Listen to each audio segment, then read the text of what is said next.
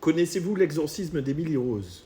C'est un film d'épouvante sorti en 2005 avec l'actrice Jennifer Carpenter qui incarne également le rôle de Deb dans la série Dexter. Ce film traite du cas de possession démoniaque d'une jeune fille appelée Emily Rose qui vivait dans son ranch avec ses parents et qui malheureusement est décédée des suites d'un exorcisme.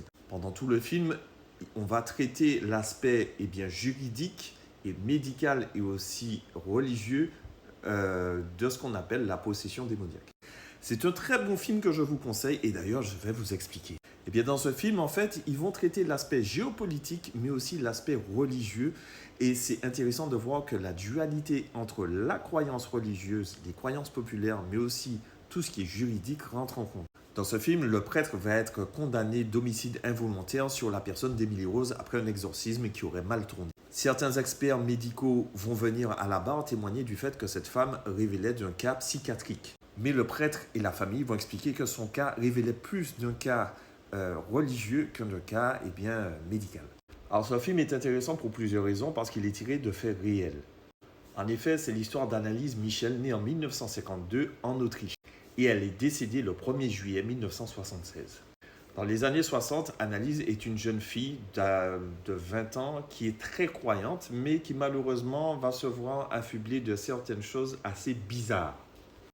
Elle aura des pertes de connaissance, elle ne mangera plus, elle aura des réactions assez violentes et disproportionnées. Sa famille, ne sachant quoi faire, fait appel à des médecins. Les médecins viennent et ne comprennent pas ce qui arrive à Annalise. Elle se met à parler dans des langues étranges et commence à arracher ses cheveux. Les médecins et les psychiatres ne comprennent pas ce qui se passe car c'est la première fois qu'ils assistent à un cas comme ça. Ce qui va se passer, c'est que la famille, n'ayant plus foi en la médecine, vont appeler un prêtre. Et c'est là que le coup près va tomber puisqu'on va découvrir qu'Annalise est sujette à une possession démoniaque multiple.